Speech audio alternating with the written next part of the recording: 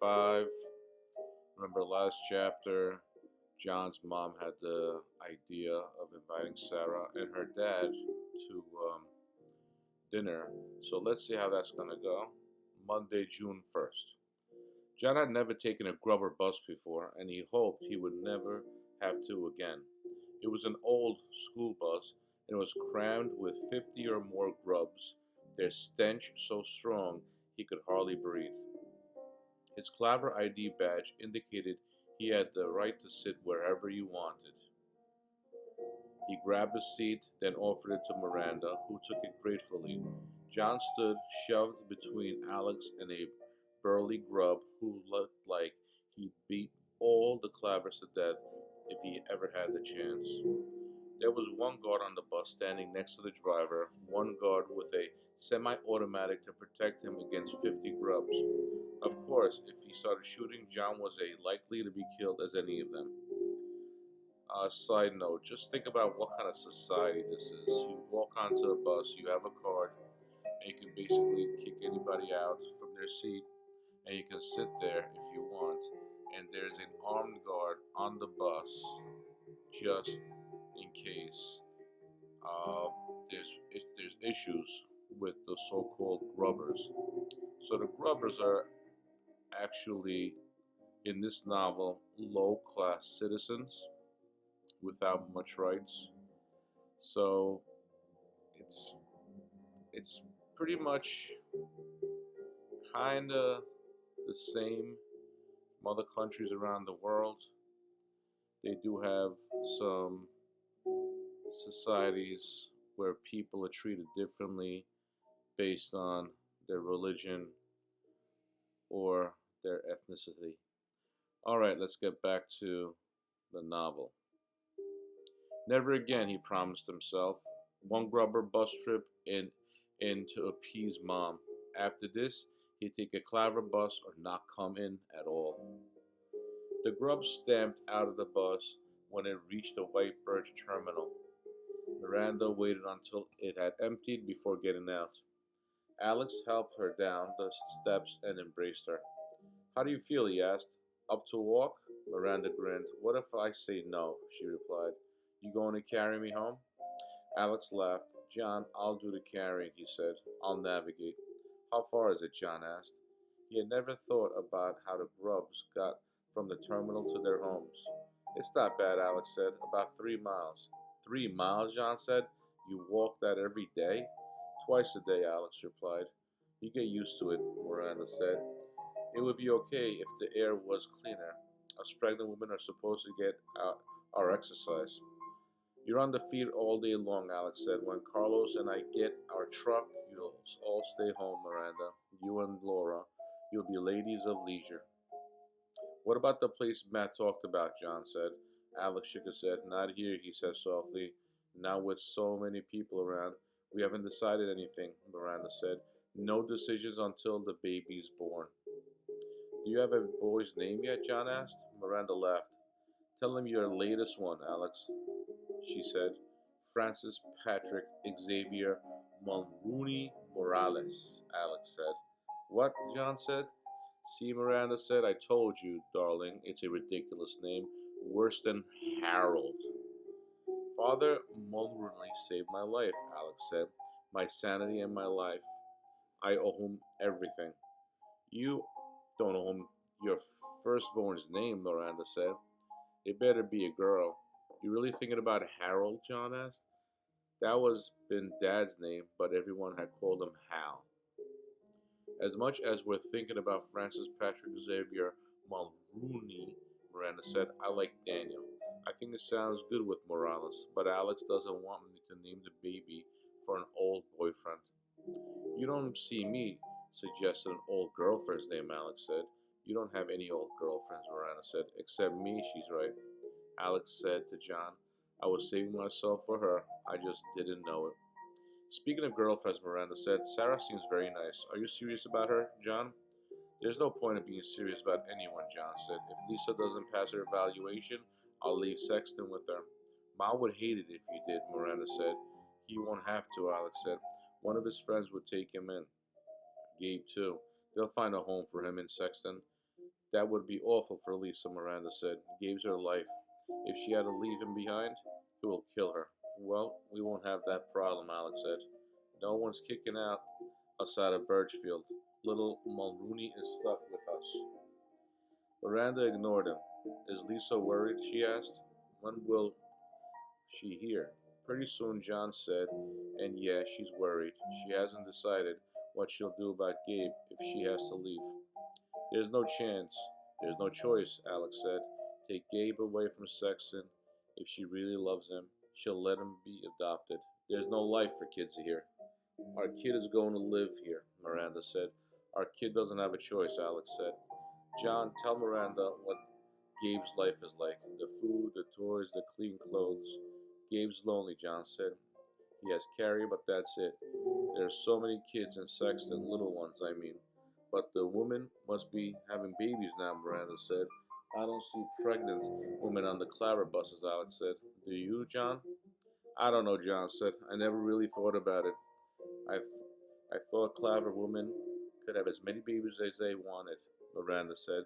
They eat so much better, and didn't you say once their houses have purification systems? I thought I remembered you saying that, John. John nodded. It's still a hard world, Alex said. He gave Miranda a squeeze. We're the lucky ones. We're all lucky, Miranda said. Lisa will pass her evaluation, and you'll get your truck, Alex. Carlos is coming for a visit, John. You'll have to come and meet him. When is he coming? John asked. In a few weeks, Alex replied. I'll keep telling Miranda he'll love her, but she's nervous about meeting him. Julie had loved Carlos, her oldest brother. She'd been his favorite. Spending time with Alex was hard enough. John was eager to face Carlos, even though there was no way Carlos could know what John had done. How much longer before you get your truck? John asked. Months, Alex replied. Years. First we have to save the money, Miranda said. After that I have to have the baby. I won't be able to go back to work right away. There's talk they won't reopen the high school next fall, Alex said. In which case, Laura will be out of work also. Mom said they moved the high school to the elementary school, John said. Why can't they keep it there? Maybe they will, Miranda replied. It's all rumors. John had resented how deeply Mom cared about her students, but he never intended the school to be closed permanently. For her to lose her teaching job, would she have to get a grub job? Miranda worked 10 hours a day in the greenhouse with an hour commute each way and 3 mile walk to and from a bus terminal. How would how could Mom survive that? If I had the money, I'd give it to her, he mumbled. Thanks, John, Alex said, but we all need more than money. There's paperwork to be filed, and we have to be approved. You will be, Miranda said. Your record's perfect, darling. Carlos and Mary, and now he's a guard. You're just the kind of people who should own a truck. They'll have to give you the permit. Unless some clavers fat behind brother-in-laws wants one, Alex said. Then it's with your turn, Grub. John had never heard Alex speak that way before. It didn't seem to shock Miranda, though. Instead, she patted Alex's arm. You get your truck, she said, and we'll make a good life for ourselves. And for little Mulrooney, Alex stopped and gave her a hug. Daniel, he said. Daniel Mulrooney Morales. Miranda laughed. See, John, she said, Alex pretends to be such a tough guy, but I've got him wrapped around my little finger. Alex kissed her little finger. John felt jealous. He would never love a girl the way Alex loved Miranda. That was the price he'd pay for what he did to Julie. Side note, keeps on bringing Julie's name up. What did he do? The suspense is killing me. I want to know what he did to Julie. Let's get back. They walked most of the way in silence, except for Alex's occasional coughing. They slowed down a couple of times so Miranda could catch her breath. It was hard on John, too. He was used to running around in featured air, but this time there was no oxygen tank to cleanse his lungs. The baby will never survive, he thought. Alex might not either, the way he was coughing. And what would that do to Miranda? She seemed to read his thoughts. You're not used to this, she said, but after a while, you don't notice. We're really very lucky, John. We have each other and Mom, and we know man is Sil and Carlos and Gabe are all right, and we have a future. I tell the baby every day things are going to get better. Alex will get his truck, and we'll find a safer, healthier place to live.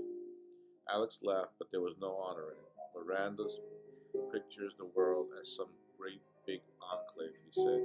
Room enough for everybody. Maybe not tomorrow, she said, or a year from now, or even 5 years from now. I know everything that's happened can't be changed. But look at John. See how old he is, how strong. That's our baby. That's how our baby is going to be.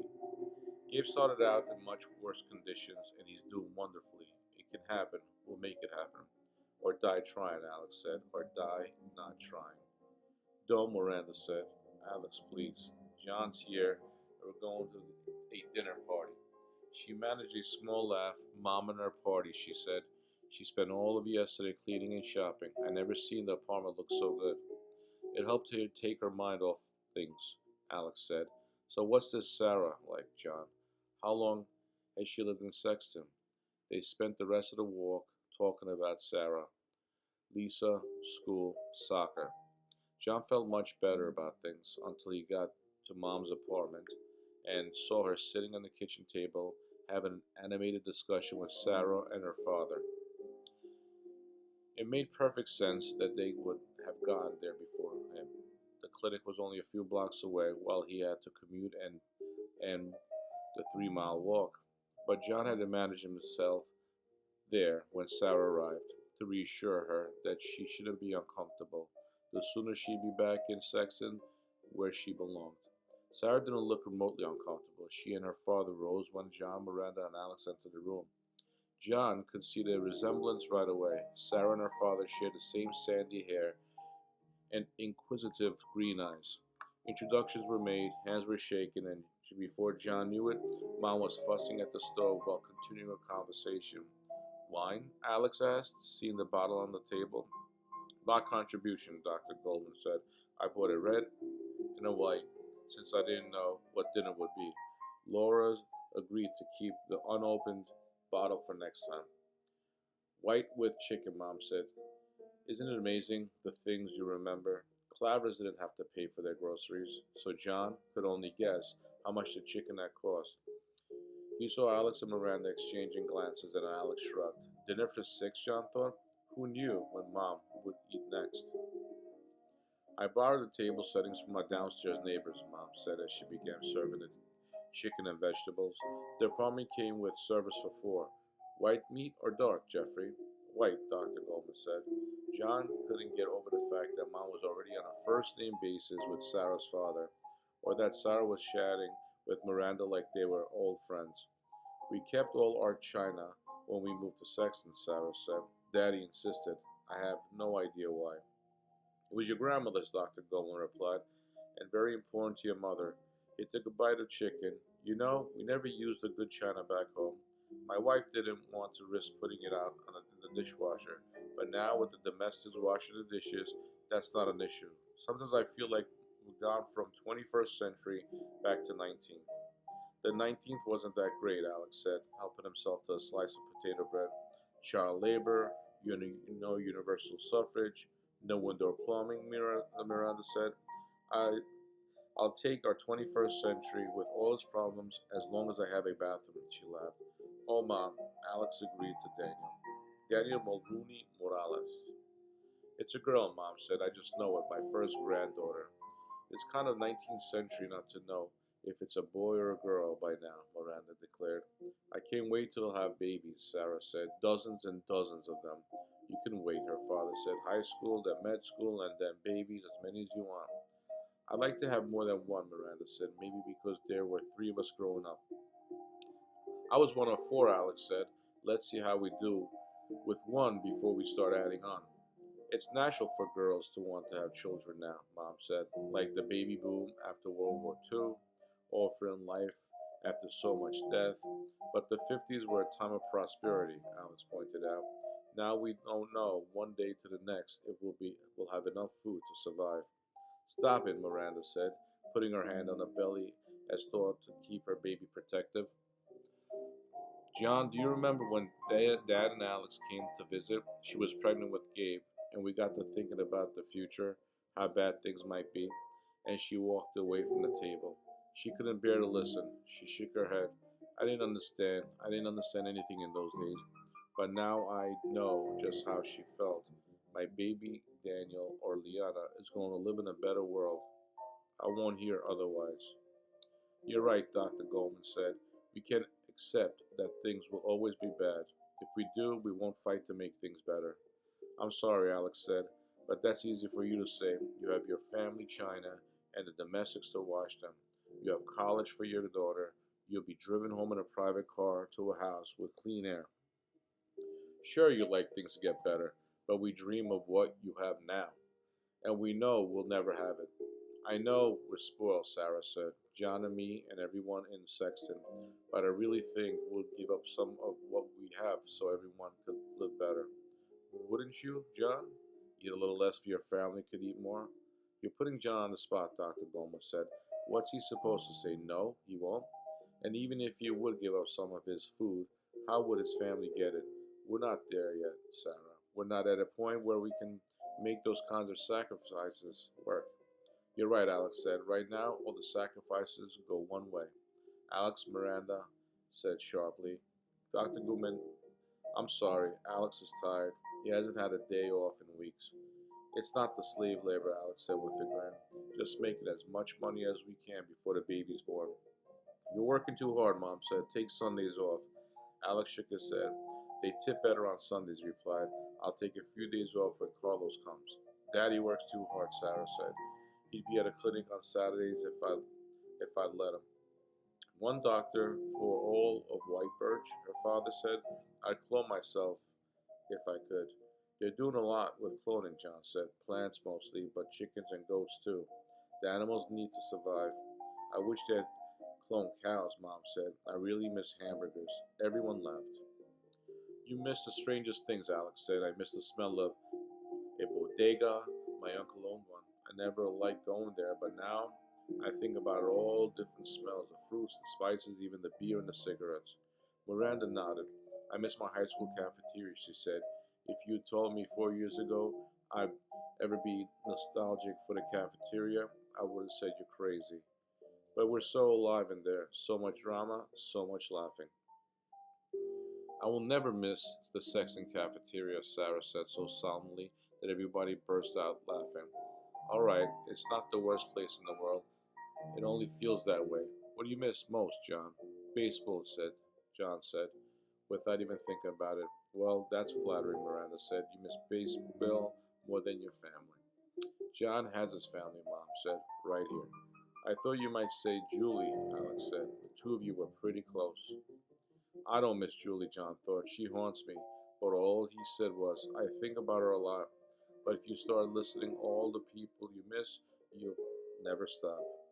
Speaking of missing, we're going to miss the car they're sending us, Dr. Goldman said, standing up. Come on, kids. We need to get going. I hope you'll come again, Mom said, and not just for the wine. I like to, Dr. Goldman said. I haven't enjoyed myself so much in a long time. Alex, Miranda, hang in there. Better times are ahead. John hugged Mom and Miranda. He'd been riding back with Sarah and her father in a chauffeured car back to Sexton, to school, to vitamin supplements, and purified air. Chicken twice a week, and domestics to do all the cleaning. Back to life, Julie had given him in exchange of her own. Your brother's wonderful, Sarah said as they sat in the car, driving out of White Birch. I like Alex too. I wish he and Miranda would have what we have. Someday they will, her father said, as long as you and John and all the young people work towards it. We will, Sarah said. John promised me he would.